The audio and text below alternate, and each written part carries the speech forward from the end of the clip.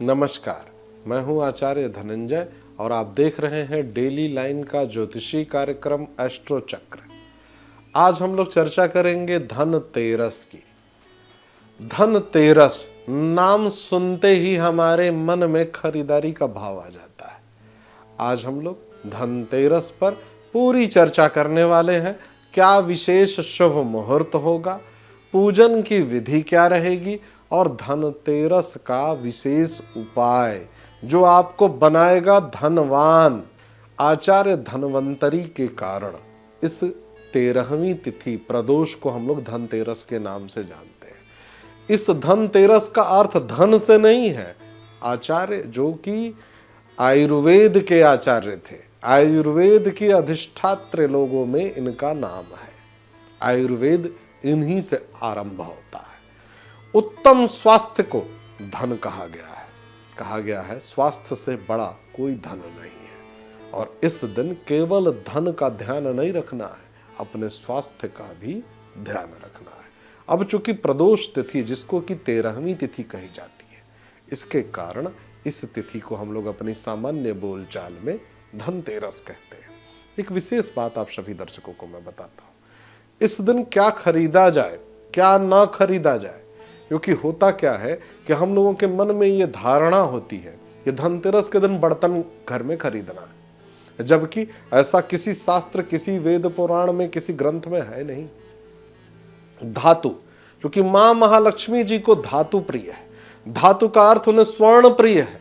सोना, चांदी, हीरे, जवाहरात, रेशम के कपड़े जो सर्वोच्च उच्च गुणवत्ता के हों वही उन्हें प्रिय है। उनको ऐश्वर्य बहुत ही प्रिय है। लोहा उन्हें बिल्कुल प्रिय नहीं है। कांच की वस्तुएं बिल्कुल प्रिय नहीं है। ये राहु के अधीन आती है, लोहा शनि के अधीन आता है। कई जातकों को मैंने देखा कि गाड़ी खरीदने के लिए वो सोचते हैं धनतेरस से अच्छा कुछ भी नहीं, धनतेरस के दिन मैं नई गाड़ी घर में लाऊंगा। पर ऐसा नहीं है। अगर आप कांच के बर्तन खरीद रहे हैं तो राहु के दायरे में आएगा। अगर आप स्टील या एल्यूमिनियम का भी कोई बर्तन या कोई सामान खरीद रहे हैं तो वो उचित नहीं है।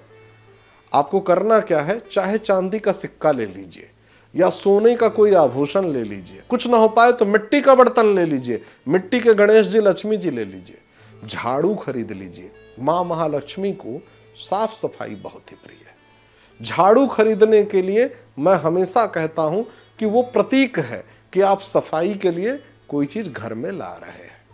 मां बड़ी प्रसन्न होती है। और वैसे जातक के घर में ना कोई बीमारी आती है, ना कोई दुर्घटना, ना कोई किसी प्रकार की अकाल मृत्यु होती है, कोई भी नकारात्मक शक्ति का प्रवेश नहीं होता।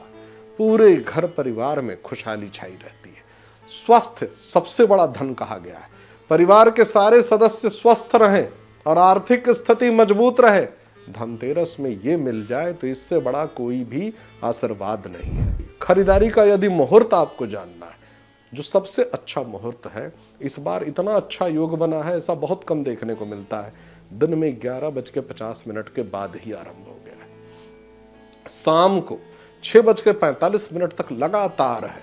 वैसे तो मैं आपको खुल करके कहता हूं, उदया तिथि के बाद और प्रदोष के लगने के बाद आपको किसी भ्रम में नहीं रहना। आप पूरा दिन खरीदारी करिए, पूरी रात खरीदारी करिए, क्योंकि ये प्रतीक चिन्ह होता है कि लक्ष्मी जी की कृपा आपके ऊपर बनी रहे।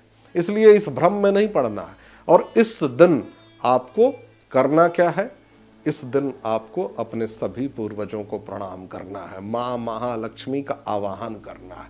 क्योंकि ये जो प्राचीन काल से ये पूरी परंपरा जुड़ी है समुद्र मंथन से। समुद्र मंथन के बाद मां महालक्ष्मी जी की कृपा हम सब पर लगातार बनी रहे। और आयुर्वेद के जो जनक हैं धन्वंतरी, उनकी कृपा हम पर बनी रहे, हम स्वस्थ हों और हमें जीवन में धन की कमी ना रहे। ऐसी प्रार्थना करते हुए शुद्ध देसी घी का दीपक जलाइए और मां महालक्ष्मी की आराधना करिए। आपके ऊपर हमेशा उनकी कृपा बनी रहेगी और इन छोटी छोटी बातों का ध्यान रखिए। आज के कार्यक्रम में बस इतना ही। आप सभी दर्शकों का बहुत बहुत धन्यवाद। नमस्कार।